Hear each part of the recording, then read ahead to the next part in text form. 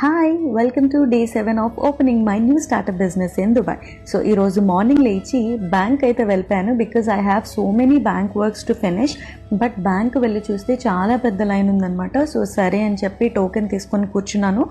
But అక్కడ కూర్చొని నేను టైం వేస్ట్ చేసుకోవాలని అనుకోలేదు. ఎక్కడైనా సరే అదే వర్క్ చేయాలి కాబట్టి కూర్చొని నా వర్క్ అంతా కంప్లీట్ చేసుకుంటూ ఉన్నాను అనమాట.